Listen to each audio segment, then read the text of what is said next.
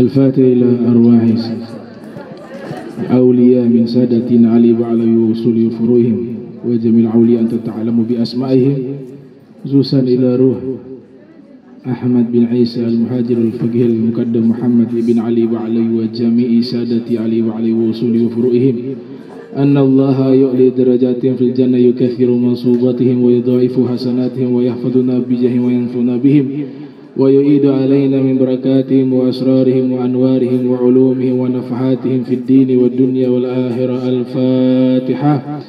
بسم الله الرحمن الرحيم. الحمد لله رب العالمين الرحمن الرحيم مالك يوم الدين إياك نعبد وإياك نستعين اهدنا الصراط المستقيم صراط الذين أنعمت عليهم غير المغضوب عليهم ولا الضالين آمين. السلام عليكم ورحمة الله وبركاته. الحمد لله الذي شرف الأولياء بتاج العزة والصفاء وجللهم بأنوار قدسه والبهاء. تعالى الله ذو الجلال والآلاء. ثم الصلاة والسلام على أفضل الأنبياء وأشرف الأسفياء سيدنا محمد وعلى آله نعم الأوصياء وعلى آله وأصحابه صلاة وسلاما دائما إلى يوم ينشر فيه اللواء. أما بعد، سبحانك لا علم لنا إلا ما علمتنا إنك أنت العليم الحكيم.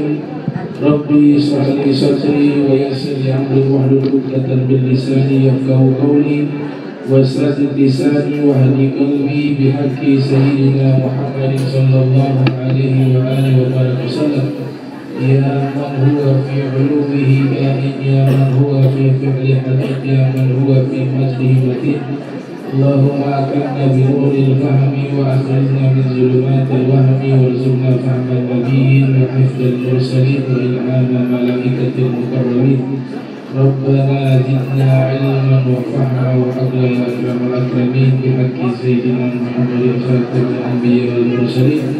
يا رحمن يا رحيم. وصلى الله على سيدنا محمد وعلى آله وصحبه وبارك وسلم والحمد لله رب العالمين. Yang saya muliakan sahibul bait, keluarga besar, Habib Asghar, pimpinan Asghar dan beserta segenap keluarga dan majlis Al-Amin Talatul Ulama. Alhamdulillah di pagi hari ini kita merayakan daripada maulid Nabi kita Muhammad sallallahu alaihi wasallam, yang saat ini kita berada di bulan yang mulia Rabiul Anwar, bulan kelahiran Nabi Muhammad sallallahu alaihi wasallam. Ada salah satu kitab ditulis oleh seorang ulama Syam bernama Imam Syekh Shalih Asy-Syami. Beliau menulis sebuah kitab Sirah Nabawiyah yang cukup lengkap berjudul Subulul Huda war Rasyad fi Sirati Khairil Ibad. Di dalam kitab tersebut diceritakan ada seorang alim bermimpi berjumpa Nabi sallallahu alaihi wasallam. Kemudian dia menanyakan kepada Nabi jika ada umat Islam memperingati dan turut berbahagia atas kelahiran Nabi Muhammad sallallahu alaihi wasallam, apakah perbuatan itu adalah perbuatan yang salah ataukah perbuatan itu perbuatan yang menyimpang? Memang mimpi tidak bisa dijadikan hukum, tapi ketika seseorang bermimpi dengan perjumpaan dengan Nabi Muhammad, maka tentu di sini ada pilihan. Yang mau mengikuti silakan, yang tidak mau mengikuti juga tidak mengapa. Tapi kita yakini bahwa semua orang Islam yang pernah bermimpi Nabi katakan itu adalah pertemuan yang hakiki. Dia berjumpa denganku di alam mimpi. Man ra'ani fil manami fasayarani fil yaqdha fa inna syaitana la yatamatsalu bi. Karena Nabi katakan siapa yang bermimpi melihat aku, wa fil riwayah dia melihat aku dalam keadaan nyata. Karena syaitan tidak bisa menyerupai diriku.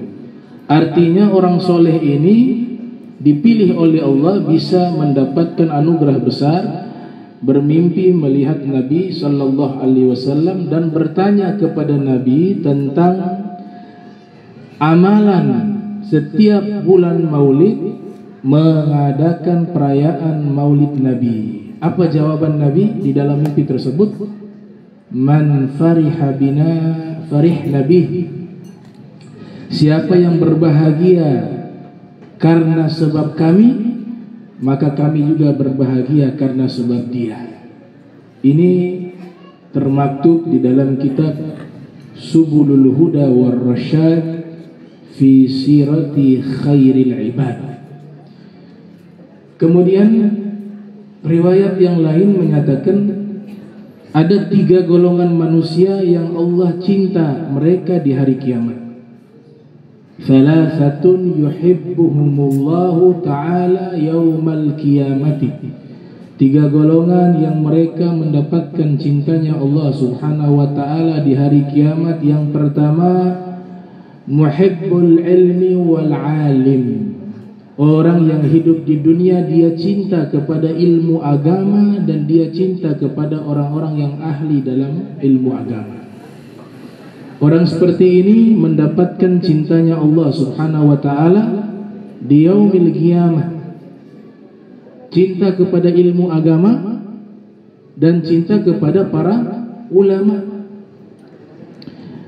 Nah, jika ini amalan bisa mendatangkan cintanya Allah, maka ini satu amalan tertinggi yang tidak bisa diraih terkecuali orang-orang yang dicintai oleh Allah. Ibu-ibu bisa hadir di sini memperingati Maulid Nabi, bukan ibu-ibu cinta kepada Nabi, bukan. Tapi justru Allah dan Nabi cinta kepada ibu-ibu, makanya diundang di acara seperti ini. Di dalam Al-Qur'anul Karim dikatakan, "Saufa ya'tillahu biqaumin yuhibbuhum wa yuhibbunah." Akan Allah datangkan sekelompok kaum, Allah cinta kepada mereka dan mereka cinta kepada Allah.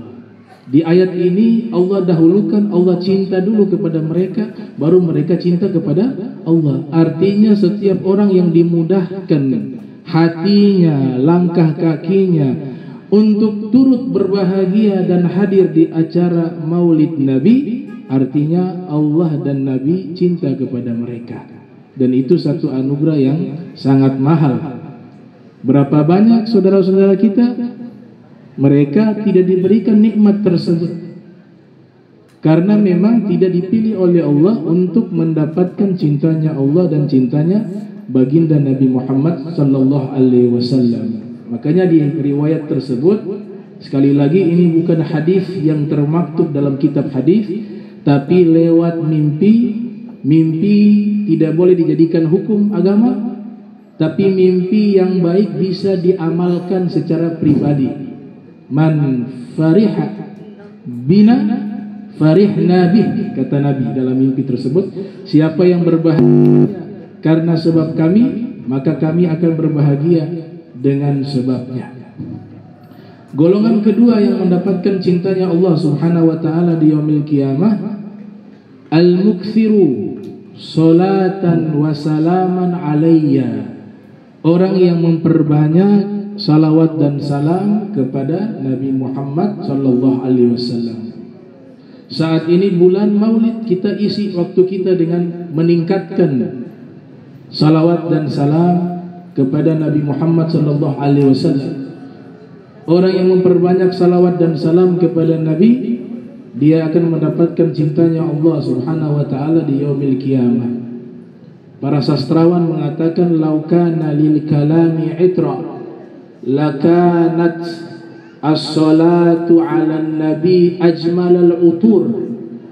Seandainya ucapan itu ada parfumnya, ada minyak wanginya, maka salawat dan salam kepada Nabi adalah parfum yang paling indah dan paling wangi. Kita harus yakini setiap salawat dan salam kita itu disampaikan kepada Nabi Muhammad sallallahu alaihi wasallam. Dikatakan oleh seorang ulama bernama Imam Mujahid di dalam kitab Al-Qirtas ala Syarhi Ratibil Attas, disebutkan siapa yang mengucapkan salawat dan salam kepada Nabi, Allah mengutus malaikat membawa salawat dan salam tersebut, kemudian diberikan kepada Nabi, dan disebutkan nama orang yang bersalawat, nama dirinya dan nama ayahnya. Fulan bin Fulan yusalli wa yusallim alaika ya Rasulullah. Fulan bin Fulan bersalawat dan mengucapkan salam kepadamu wahai Nabi Muhammad sallallahu alaihi wasallam. Golongan yang ketiga yang mendapatkan cintanya Allah, al-qaimu bil laili, orang yang senang melaksanakan solat malam. Baik itu solat tahajud, juga disebut dengan solat malam, tapi tahajud itu setelah tidur sesaat, walau lahadhah. Kalau tidak tidur begadang kemudian isinya solat sepanjang malam, disebut dengan qiyamul lail. Solat penutup paling afdal di solat malam adalah solatul witir. Nabi katakan laisa minna man lam yutir, bukan golongan kami orang yang tidak melaksanakan solat witir. Memang di dalam mazhab Syafi'i dikatakan sunnah muakkadah, tapi dia satu amalan yang patut kita jaga, jangan sampai kita tinggalkan melaksanakan solat witir. Kalau tidak bisa di akhir malam, bisa kita lakukan selepas solat isya sebelum tidur, sebagaimana wasiat yang Nabi sampaikan kepada Abi Hurairah, diriwayatkan oleh Imam Bukhari yang lahir tahun 194 Hijriah, wafat 256 Hijriah. Di dalam sahihnya Abu Hurairah mengatakan, "Ausani khalili bi thalath." Kekasihku Nabi Muhammad mewasiatkan kepadaku 3 hal. Yang pertama, siyami thalathati ayyam 'inda kulli syahr, puasa 3 hari di setiap bulan. Yang kedua, Nabi wasiatkan kepada saya rakaatai duha, jangan meninggalkan 2 rakaat solat duha. Dan yang ketiga, Nabi wasiatkan kepada saya an utir qabla an anam, yaitu saya melaksanakan solat witir sebelum tidur. Jadi kalau ibu-ibu bisa menutup solat tahajud dengan solat witir, itu juga baik, bahkan lebih afdal. Tapi kalau tidak mampu, bisa kita awalkan selepas solat isya, selepas solat ba'diyah, karena solat ba'diyah isya tidak bisa digabung dengan witir, dia harus tersendiri. Beda dengan solat-solat sunnah mutlak, solat tahiyatul masjid bisa digabung-gabung dengan qobliyah. Tapi solat witir dia tersendiri, solat ba'diyah isya juga tersendiri, sehingga niatnya akan terpisah dan pelaksananya terpisah. Nah, ini wasiat dari Nabi Muhammad sallallahu alaihi wasallam yang patut kita cermati dan kita amalkan. Mudah-mudahan kita bisa mendapatkan perhatian dan syafaatnya Nabi Muhammad sallallahu alaihi wasallam. Ada ungkapan dari sastrawan Mesir. Dia seorang sastrawan besar yang ada di Mesir, bernama Shauki Bek. Dia membuat syair pujian atas kelahiran Nabi Muhammad. Ia katakan, wulidal huda fal kainatu diya'u wa famu zamani tabassumu wa thana'u wal mala'ul mala'iku haulahu lid-dini wa dunya bihi busyra'u. Telah dilahirkan sang pembawa petunjuk, maka alam semesta menjadi bercahaya dengan sebab kelahirannya. Fal kainatu diya'u wa famu zamani tabassumu wa thana'u. Senyuman dari zaman berbahagia karena lahirnya Nabi Muhammad sallallahu alaihi wasallam. Wal mala'ul mala'iku haulahu lid-dini wa dunya bihi busyra'u. Dan seluruh malaikat hadir menyambut kelahiran Nabi sallallahu alaihi wasallam, dan dunia ini dan alam semesta beserta seluruh agama-agama para nabi semuanya turut berbahagia menyambut kelahiran Nabi Muhammad sallallahu alaihi wasallam. Ini syair ditulis oleh sastrawan Mesir bernama Shauki Bek. Oleh sebab itu, salawat dan salam ini satu cara bagaimana agar kita bisa dikenali oleh Nabi. Makin banyak orang memberikan salam kepada Nabi, makin sering Nabi mendengar namanya, makin sering malaikat menyebutkan namanya di hadapan Nabi Muhammad SAW. Sehingga ulama-ulama terdahulu mereka coba membuat gubahan-gubahan salawat kepada Nabi untuk orang-orang agar lebih menikmati salawat kepada Nabi. Mereka buat semacam nyanyian-nyanyian yang isinya salawat kepada Nabi Muhammad SAW.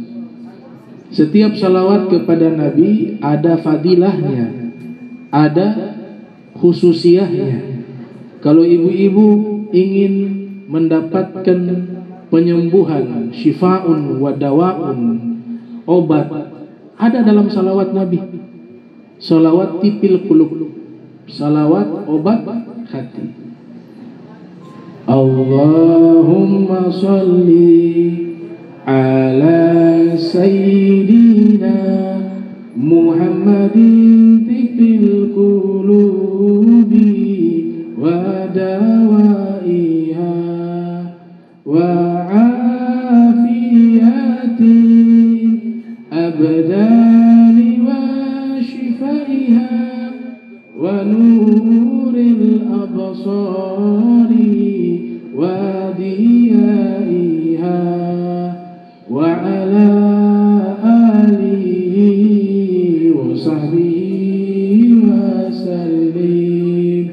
Allahumma salli ala sayyidina Muhammadin tifil qulubi wa dawaiha wa afiyati abdani wa shifaiha wa nuril absari wa diyaiha wa ala alihi wa sahbihi wa sallim. Ayo sama-sama ibu-ibu kita baca, mudah-mudahan dapat berkahnya Nabi Muhammad. Mudah-mudahan kita mendapatkan syifaun wa dawaun fil qulub, jismin wa zahirin wa batinin wa ma'nan wa hissiyan. Allahumma salli ala sayyidina Muhammadin tifil qulubi wa dawaiha wa afiyati abdani wa shifaiha wa nuril absari wa diyaiha wa ala alihi wa sahbihi wa sallim. Nah, ini salawat kalau kita rutinkan baca, Allah jauhkan dari penyakit-penyakit. Tapi kalau sudah baca kena penyakit, itu kasih sayangnya Allah. Karena ada cara lain Allah ingin mensucikan seorang hamba yang Allah cintai lewat penyakit. Jadi tidak dikatakan penyakit itu buruk, enggak. Penyakit itu adalah kafaratuz dzunub. Saya baca dalam satu kitab berjudul Daqaiqul Akhbar atau Al-Mawa'idul Usfuriyah. Orang ketika sakit, Allah perintahkan malaikat, ada 3 malaikat ditugaskan untuk datang menemui hamba yang ditakdirkan oleh Allah sakit. Malaikat pertama ditugaskan mengambil kelezatan lidah. Kelezatan lidahnya diambil. Nah, ketika kelezatan lidahnya diambil, orang sakit biasanya makannya tidak enak. Karena memang Allah perintahkan kelezatan di lisannya itu diambil oleh malaikat. Kemudian malaikat kedua ditugaskan oleh Allah Ta'ala untuk mengambil cahaya wajah, sehingga orang yang sakit wajahnya berubah menjadi pucat. Malaikat ketiga ditugaskan oleh Allah mengambil dosa-dosanya.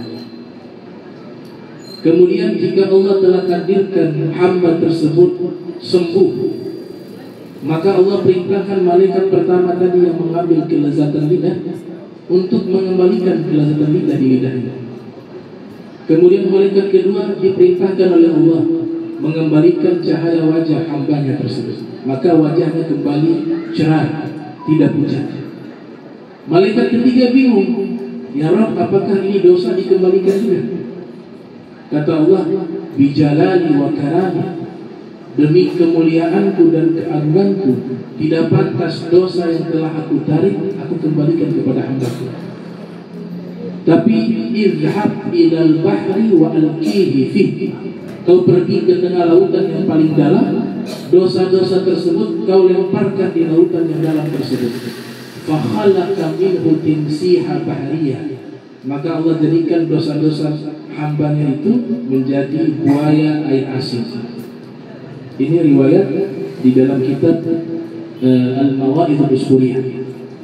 Jadi salawat tibil qulub itu salawat agar kita diberikan kesehatan, bukan kesehatan secara jasmania saja, tapi secara rohani. Kesehatan hati kita menjadi bersih dan seterusnya. Penyakit-penyakit yang tidak terlihat, penyakit-penyakit yang fisik, semuanya bisa disembuhkan dengan banyak membaca salawat tipil qulub. Tapi dengan syarat itu, bacanya harus yakin. Kalau gak yakin, kata ulama, semua doa dan bacaan-bacaan tersebut kalau kita amalkan tanpa ada keyakinan, maka tidak akan berikan manfaat. Dikatakan dalam kitab Imriti, wa kullu man lam yatayaqqan lam yantafi', semua yang tidak yakin maka tidak bermanfaat. Jadi harus diyakini. Kita yakin bahwa ini salawat yang di situ menyebutkan nama Nabi Muhammad sallallahu alaihi wasallam, maka pasti akan memberikan manfaat kepada kita. Di antaranya adalah syifaun wa dawa, penyembuhan dan obat, zahir maupun batin. Coba kita lihat artinya daripada salawat tipil qulub. Allahumma salli ala sayyidina Muhammadin tipil qulub wa dawaiha. Ya Allah, berikanlah salawat dan salam kepada Nabi Muhammad, tipil qulub, obat hati, wa dawaiha, dan juga penyembuhannya. Dawa juga artinya obat sama. Tip juga obat, dawa juga obat. Jadi diartikan di sini salawat tipil qulub artinya salawat obat hati. Tipil qulub wa dawaiha wa afiat abdani wa shifaiha, dan juga menjadi afiat. Kalau doa selalu dikatakan di bagian belakang, ya Allah berikanlah saya sehat wal afiyah. Apa makna wal afiyah? Ai bi makna salamah, sehat dan selamat. Atau maknanya apa? Sehatnya dalam kebaikan. Makanya sehat selalu digandengkan dengan afiat. Karena ada orang sehat tapi maksiat, ada orang sehat tapi melanggar perintah Allah, ada orang sehat dia gunakan nikmat sehatnya pada hal-hal yang tidak bermanfaat. Makanya ditambah dengan kata wal afiyah. Nah ini sifatnya obat fisik. Wal afiyati abdani wa shifaiha, obat atau keselamatan abdan. Abdan jamak dari kata badan. Badan itu diambil dari bahasa Arab, badan manusia. Ya, itu bahasa Arabnya badnun, jamaknya abdan, obat badan. Wa shifaiha, ditambah lagi wa nuril absari wa diyaiha, cahaya mata hati, nuril absar wa diyaiha, dan penerangnya. Nah, ada pandangan mata itu ada dua, kata ulama. Ada mata yang fisik di kepala kita, dia hanya mampu melihat yang zahir saja, yang terjangkau dengan matanya. Tapi kalau mata yang kedua disebut mata hati, Dia bisa melihat sesuatu yang tidak bisa dilihat oleh mata fisik. Itu yang disebut dengan basirah. Jamaknya absar. Wa nuril absar wa diyaiha. Di dalam satu nasakh, dalam satu teks ditambah lagi wa quti ajsadi wa arwahi wa gidaiha. Dan salawat kepada Nabi Muhammad, qut makanan pokok, ajsad fisik dan ruh. Itu subhanallah, salawat yang pendek itu yang kita baca pakai lagu, nikmat rasanya itu, ternyata artinya luar biasa. Ada obat hati, ada obat fisik, ada memberikan cahaya di mata hati, ada makanan ruh di dalamnya. Ada salawat juga namanya salawatul mi'raj atau salawat taj, salawat mahkota. Dr. Sayyid Muhammad bin Alwi al-Maliki al-Hasani mengatakan, kalau kita amalkan salawat ini, salawat taj, selepas sholat 2 rakaat fajar, sholat sunnah sebelum subuh, itu kan Nabi katakan rakaatul fajri khairun minad dunya wa ma fiha. 2 rakaat sebelum subuh itu lebih baik daripada dunia dan seisi dunia. Bayangkan kita orang Islam kaya semua, hanya 2 rakaat subuh itu Nabi katakan lebih baik daripada dunia dan seisi dunia. Diajarkan selesai sholat itu baca sholawat taj, sholawat yang ditulis dan disusun oleh Syekh Abu Bakar bin Salim. Kalau ada faham BSA, nah itu namanya beliau bin Syekh Abu Bakar. Beliau lahir tahun 919 Hijriah, wafat 992 Hijriah. Beliau menulis salawat namanya salawat taj. Allahumma shalli wa sallim ala sayyidina Muhammad ya sahibul taj wal mi'raj wal buraq wal alam dafi'il bala wal waba wal marad wal alam jismuhu tahirun mutahharun munawwarun mu'azzamun man ismuhu maktubun marfu'un mawdu'un ala lahi wal kalam badrul duja samsid duha nurul zulam misbahul zulam nurul sayyidul kaunain wa safi saqalain Abil Qasim Sayyidina Muhammad ibn Abdullah ibn Abdul Muttalib Sayyidil Arab wal Ajam Nabil Haramain mahbub inda Rabbil Masyriqain wal Maghribain faya ayyuhal mushtaqun li nurihi jamalihi li nuri jamalihi sallu alaihi wa sallimu taslima. Memang beberapa buku dia punya redaksinya beda, tapi substansinya sama. Itu kalau dibaca 7 kali selepas daripada sholat fajar, 2 rakaat sholat fajar, maka hatinya akan menjadi suci dan bersih. Suci bersih hatinya. Karena memang hati yang bersih ini menjadi syarat masuk surga. Syarat masuk surga harus hati bersih. Makanya di dalam Al-Quran dikatakan yauma la yanfa'u malun wala banun illa man ata Allah biqalbin salim. Hari yang tidak bermanfaat harta dan anak-anak ketika bertemu dengan Allah, tapi yang bermanfaat dan menyelamatkan orang tersebut ketika bertemu dengan Allah biqalbin salim. Dia bertemu dengan Allah membawa hati yang selamat. Makna hati yang selamat minaz dzunub, dari dosa, dari penyakit hati. Sampai diajarkan mau cebok baca doa. Cebok baca doa untuk mensucikan hati. Allahumma tahhir qalbi minan nifaq wa hassin farji minal fawahish. Ya Allah, sucikanlah hatiku. Tuh. Disuruh suci. Kenapa doa cebok kata suci hati? Agar yang bersih bukan hanya kotoran fisik, tapi kotoran hati juga harus bersih. Makanya harus dua-dua tuh.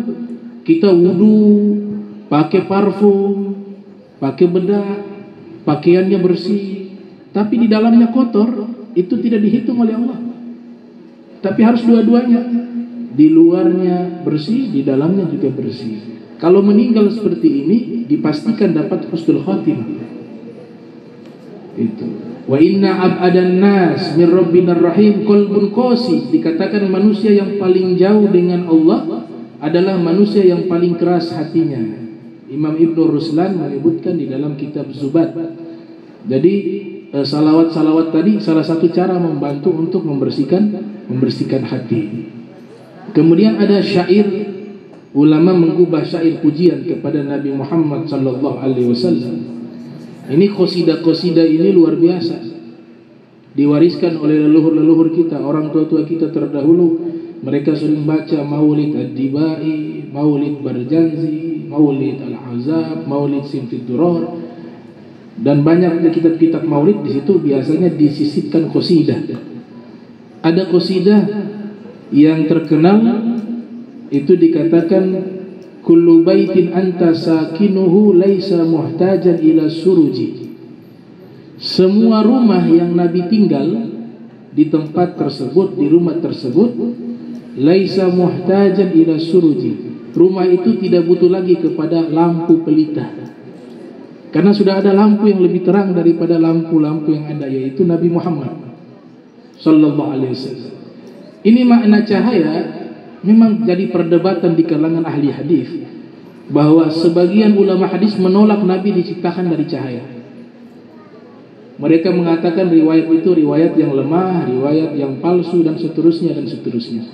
Tapi ada ulama-ulama lainnya meyakini Nabi Muhammad itu diciptakan dari cahaya, dan jika disifati Nabi dengan cahaya itu bukan berupa bahasa kiasan, tapi Nabi benar-benar cahaya, sehingga dinyatakan anta syamsun, anta badrun, anta nurun fauqa nurin. Engkau matahari, engkau rembulan, engkau cahaya di atas cahaya. Jadi Nabi bukan sekedar cahaya, tapi cahaya di atas cahaya. Ibu-ibu kalau biasa disanjung oleh suami dengan bahasa tasbih, ilmu balaghah, ada namanya ilmu sastra bahasa Arab, disebut ilmu balaghah. Kalau memuji istri biasanya kita sanjung dengan kata bagaikan, penyerupaan. Betul tidak? Wah ibu cantik, wahai istriku cantik bagaikan rembulan. Ada kata bagaikan, bagaikan matahari. Jadi puisi-puisi itu kalau makin bohong makin bagus. Iya. Mana ada ini buka engkau matahari, engkau bagaikan bulan. Itu memang standar penulisan sajak seperti itu, ibu-ibu. Namanya bab tashbih, bab penyerupaan dalam ilmu bahasa Arab, ilmu balaghah disebut at-tashbih. Kalau bahasa Indonesia disebut puisi, prosa, dan lain sebagainya. Jadi makin bohong makin bagus. Engkau bagaikan bidadari, engkau bagaikan matahari, engkau bagaikan bunga yang indah, bagaikan bunga mawar, dan seterusnya. Padahal isinya bohong. Tapi itu adalah ungkapan, namanya metafora. Ya, metafor atau hiperbol, semua itu adalah bahasa-bahasa puisi yang isinya adalah pujian, walaupun bohong tapi dianggap satu keindahan.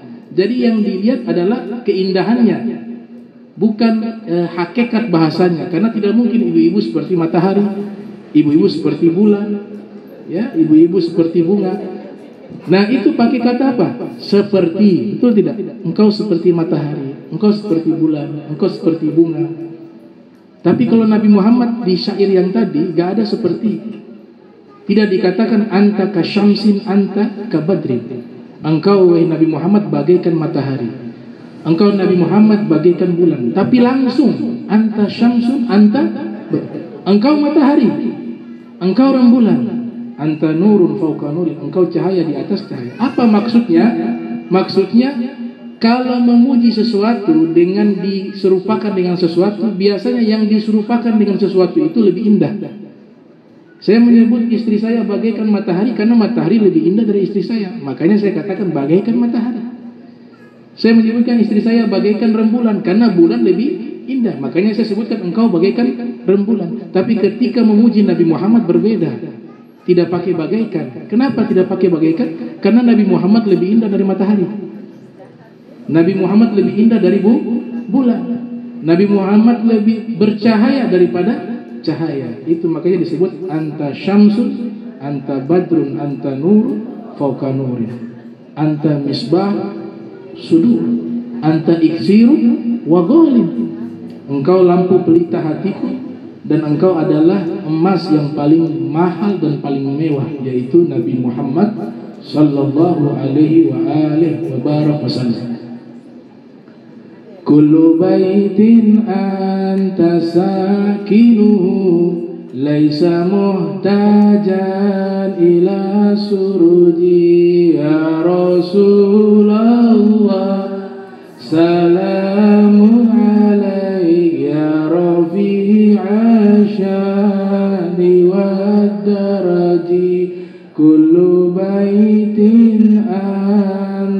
ساكنه ليس محتاجا إلى سرج يا رسول الله سلام عليك يا رفيع الشان والدرج ومريد أنت عائده قد أتاه الله بالفرج يا رسول الله سلام عليك يا رفيع الشان والدرج وزمان أنت حاكمه زل ما فيه من العوج يا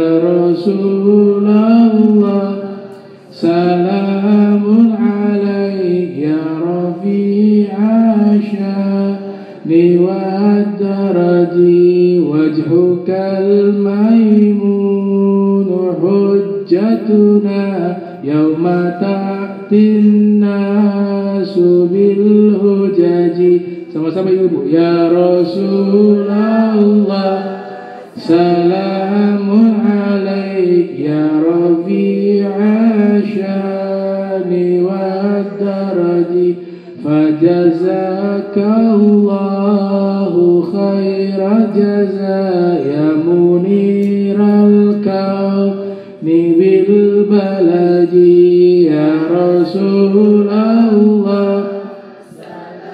salamun alaik ya rafi'a syani wa daraji kulla yawmin nartaji faraja rabbi ajil minka bil faraji ya Rasulullah salamun alaik ya rafi'a syani wa daraji ahlul baitil mustafa turihum amanul ardi fadakiri ya Rasulullah salamun alaik ya rafi'a syani wa daraji syubbihu bil azumi zuhuri mithla ma qad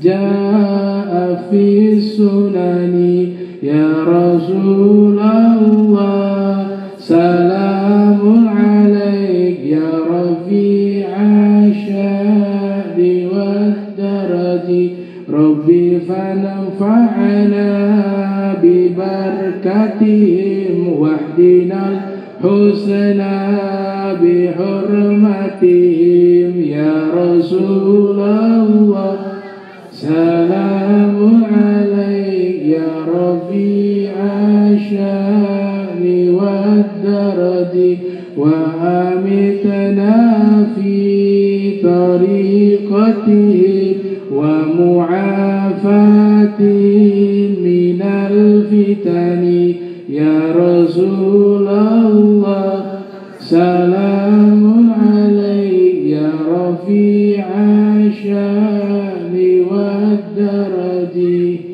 Nah, ini syair luar biasa. Ada bagian yang dinyatakan fajazakallahu khairal jaza ya muniral kauni bil balaji.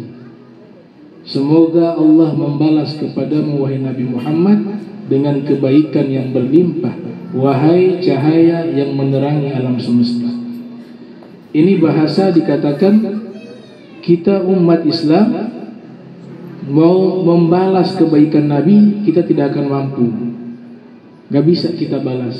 Imam Haddad mengatakan walau ji'tahu ya fata ala aini sa'iri, walaupun kau datang mengunjungi Nabi di pusarannya Nabi, kau berjalan bukan pakai kaki tapi pakai bola mata jalan untuk ziarah kepada Nabi Muhammad, engkau belum bisa membalas kebaikan Nabi Muhammad sallallahu alaihi wasallam. Karena apa? adanya Nabi Muhammad, Allah mempermudah jalan kita menuju kepada surganya Allah Subhanahu wa ta'ala. Dan juga Nabi berikan perhatian khusus kepada kita di hari kiamat dengan pertolongan Nabi, yaitu yang dinamakan syafa'atun Nabi.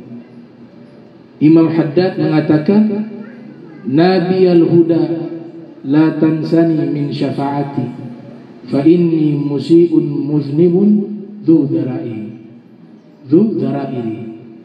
Nabi al-huda la tansani min syafa'ati ya Rasulullah fa inni musi'un muznibun dhu zarairi ya Rasulullah. Jadi seorang ulama besar yang matanya tidak pernah maksiat dari kecilnya, karena Allah butakan mata zohirnya, tapi mata hatinya Allah berikan untuk bisa melihat sesuatu yang tidak bisa dilihat oleh mata zohirnya. Beliau sholat hingga 700 rakaat di masa kecilnya sampai masa tuanya, memiliki murid-murid menjadi aulia dan solehin, yaitu yang menyusun Ratibul Haddad, Al-Habib Abdullah bin Alwi bin Muhammad Al-Haddad. Sudah luar biasa amalnya seperti itu. Beliau tidak merasakan dan tidak menyatakan bahwa saya akan selamat di akhirat dengan amal saya. Tapi beliau punya satu harapan. Beliau mengatakan, Nabi al-huda la tansani min syafa'ati. Harapannya hanya Nabi Muhammad. Wahai Nabi pembawa petunjuk, jangan kau lupakan diriku dengan syafaatmu di hari kiamat. Karena saya Al-Habib Abdullah Al-Haddad banyak salah, banyak dosa. Dzu dzarairi, penuh dengan kekurangan. Padahal sekelas beliau yang hidupnya dengan ibadah, dengan ketaatan. Tapi harapan terbesar di hari kiamat adalah syafaatnya Nabi Muhammad sallallahu alaihi wasallam. Anta habibullah qad turja syafa'atuhu inda sirati iza mazallat qadam laulaka ma khulikat syamsun wala qamarun wala sama'un wala lauhun wala qalam. Al-Imam Al-Bur'i mengatakan, engkau adalah kekasih Allah ya Rasulullah. Harapanku kepadamu di hari kiamat adalah syafaatmu, pertolonganmu. Sebelum kaki ini terpeleset dari jembatan sirat yang akan dilintasi oleh seluruh manusia, yang saya harapkan adalah pertolonganmu wahai Nabi Muhammad SAW. Kalau bukan karena engkau ya Rasulullah, Allah tidak ciptakan matahari, Allah tidak ciptakan rembulan, Allah tidak ciptakan langit, Allah tidak ciptakan lauh, Allah tidak ciptakan qalam. Karena sebab ada dirimu maka Allah ciptakan alam semesta ini. Laulaka ma khalaqtu aflaq. Kalau bukan karena engkau, bukan karena engkau wahai Nabi Muhammad, aku Allah tidak akan menciptakan alam semesta. Jadi kita banyak meminta di dalam doa agar Rasulullah sallallahu alaihi wasallam memberikan syafaat kepada kita di yaumil qiyamah. Mudah-mudahan kita semua yang hadir maupun yang tidak hadir dari kaum muslimin wal muslimat di bulan yang mulia ini kita dapat perhatiannya Nabi. Mudah-mudahan Nabi kenal kita, setiap nama kita. Nabi kenal setiap yang hadir di tempat ini maupun yang tidak hadir. Baik juga orang tua kita yang sudah meninggal dunia, keluarga kita yang sudah meninggal dunia, semoga dikenali oleh Nabi Muhammad SAW. Dan Nabi akan memberikan pertolongannya kepada kita semua di yaumil qiyamah. Anta babullah, engkau adalah pintunya Allah. Setiap orang yang ingin mendapatkan pertolongan, ampunan dan anugerah dari Allah pasti melewati pintunya Allah, dan pintunya Allah adalah engkau wahai Nabi Muhammad sallallahu alaihi wasallam. Allahumma ij'al hadhil mahabbah mahabbatan khalisatan lillahi wa rasulih اللهم صل وسلم على سيدنا محمد مفتاح باب رحمة الله عدد ما في علم الله صلاة وسلاما دائمين متلازمين بدوام ملك الله وعلى آله وصحبه ومن والاه. اللهم صل وسلم على سيدنا محمد نور الأنوار وسير الأسرار وترياك الأغيار ومفتاح باب اليسار سيدنا محمد المختار وعلى آل أطهار وأصحاب الأخيار أجمعين له إفضاله. اللهم صل وسلم على سيدنا محمد وعلى آل سيدنا محمد. يا رسول الله انظر إلينا في هذا المكان وفي هذا المجلس. يا ربنا تقبل منا أعمالنا واغفر ذنوبنا واستر عيوبنا. اللهم جمعنا هذا جمعا مرحوما وتفرقنا من بعد تفرق معصوما ولا تجعل منا ولا منا شقيا محروما. سبحانك وبحمدك أشهد أن أستغفرك وأتوب إليه. وصلى الله على سيدنا محمد وعلى آله وصحبه وبارك وسلم وإلى حضرة النبي محمد صلى الله عليه وآله وبارك وسلم. الفاتحة. بسم الله الرحمن الرحيم. الحمد لله رب العالمين الرحمن الرحيم مالك يوم الدين إياك نعبد وإياك نستعين اهدنا الصراط المستقيم صراط الذين أنعمت عليهم غير المغضوب عليهم ولا الضالين آمين. سبحانك اللهم تحيات فيها سلام wa akhir walhamdulillahirabbil alamin. Saya minta maaf jika ada salah kata. Semoga Allah Ta'ala ampunkan seluruh dosa kita, diterima amal kita, diberikan panjang umur, sehat walafiat, meninggal dalam husnul khatimah, amin ya rabbal alamin. Wa sallallahu ala sayyidina Muhammadin wa ala alihi wa sahbihi wa barik wa sallam wa lafu minkum. Wassalamualaikum warahmatullahi wabarakatuh.